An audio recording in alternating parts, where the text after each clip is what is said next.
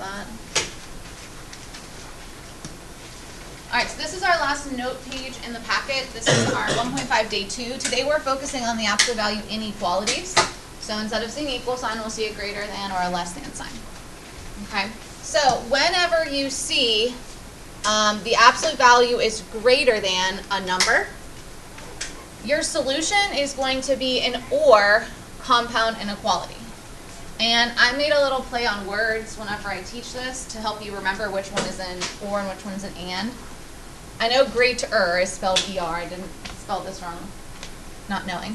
But if you think of it as a great or, that will remind you that you're using an or compound inequality when you see the greater than symbol. Now when you see the less than or equal to, that is going to be when you do an and compound inequality. Okay, which we know we always write as a string of inequalities with the smallest number first, the largest number last, and our variable in the middle. And my play on words to help you remember this is a less than, this is a less than compound inequality. So anytime you see the less than symbol, you need to use a and compound inequality as your solution. Okay. And this one just shows you kind of why that happens. It says if the absolute value of x is greater than 3, okay, then when we plug in numbers, the numbers that we would plug in that would satisfy this would obviously be like 4, 5, 6 would all work. The absolute value of 4 is 4, 4 is greater than 3. So you can see we've shaded this direction. But we've also shaded into the negatives because if we plug in the absolute value of -4, that would be 4, which is then greater than 3. So that is why when you see the greater than symbol that it is an or compound inequality because it gets larger, the digit, as it goes further into the negative. Okay, so if you were writing this one out, we would say the solution set based on this graph is x is less than -3 or x is greater than +3. That would be our final answer based on the graph. Now, when you see your less than or your less than, again, this is going to indicate to you that it's going to be an and compound inequality. The numbers need to be between -2 and +2 so that when I plug them in, for example, -1, the absolute value of -1 is +1 and 1 is less than 2. Okay, so who could tell me what my final, if I were to write out the inequality, remember our ands don't get the word and, they should be written like this. So who thinks they could tell me how I would write that solution set? Ashley?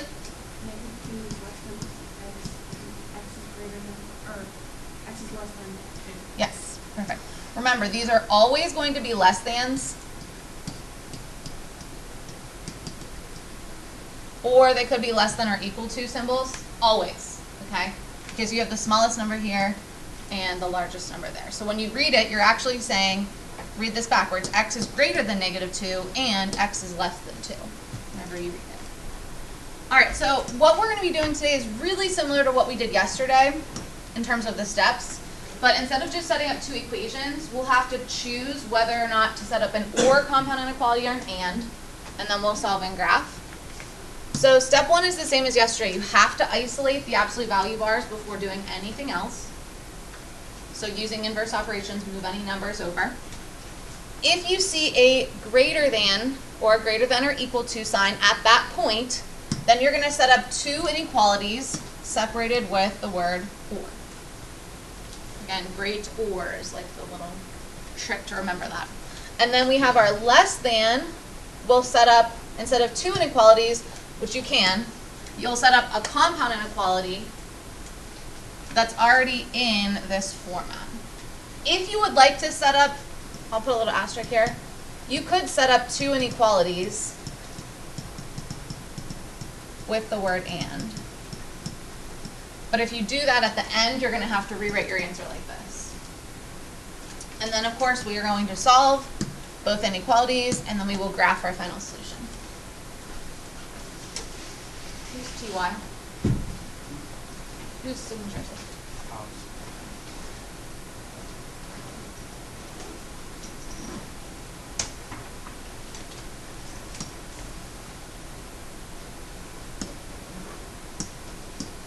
All right, so for our first one, step 1, we want to isolate our absolute value bars, which right now, they are isolated.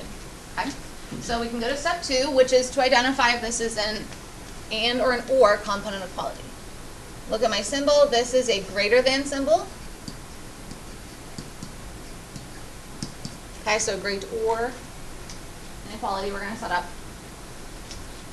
Now, when you set up your or, you'll do the original one. 3x plus 6 is greater than or equal to 12, just normal. Now, when you do the negative one, you do have to flip the inequality. Okay, so instead of keeping it as a greater than symbol, it'll become a less than symbol. So we'll have or 3x plus 6 is less than or equal to negative 12. And then we just go ahead and solve each one.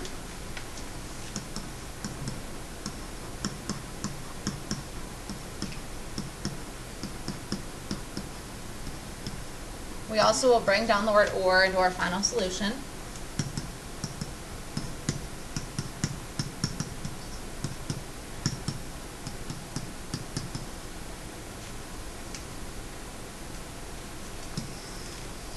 Remember, with an or, your final answer actually has the word or in it. If you want, you could put the negative 6 one first since it's smaller, but it really doesn't matter with an or because it's one or the other, and then we'll graph it. So we have negative 6, 0, 2, closed circle on negative 6, and less than, closed circle on 2, and greater than. So all of the numbers that are shaded are solutions. Instead of just getting 2 solutions, you're really getting infinitely many because this goes on forever and ever and ever. There's lots of possible answers. Okay, so no check is required, but if you wanted to, you could pick 1 point in the shaded region. Like you could pick 3, 4, 5, whatever, and plug it back in and make sure that it is greater than or equal to 12. Okay.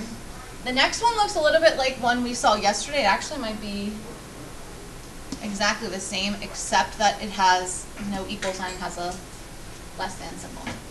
Okay.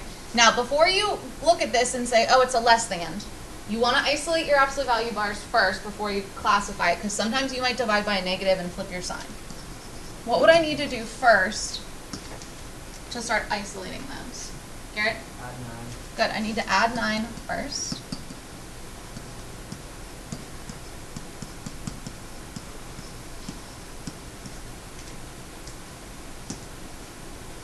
And then what would I do? Sam? Good. Undo multiplication of 3 with division of 3.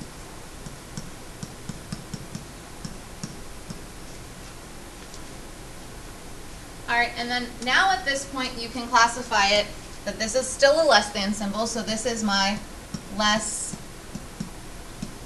than, okay, indicating I'm going to do an and compound inequality. Now, I like to do it by setting it up in that string of inequalities right now.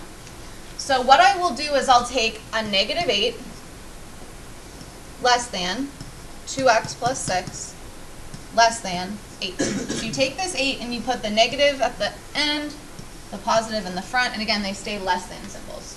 Now, if you don't like that, you also could set up 2 inequalities. You could say 2x plus 6 is less than 8, and 2x plus 6 is greater than negative 8. So if you want to do 2 separate, just like we did in the other one, which some students like to do, just remember that when you do the negative, you do have to switch that symbol to be a greater than sign. Okay, and you would solve each of these separately and then have to write your answer as a final answer in a compound. If you do it this way, your solving is a little bit shorter. We're going to do inverse operations, so we will subtract 6 from each part. So we'll get negative 14 is less than 2x is less than 2, and then dividing by 2, I'll get negative 7 is less than x, which is less than 1. So on my graph, we'll have negative 7, 1, open circle on each, and this one is shading in between.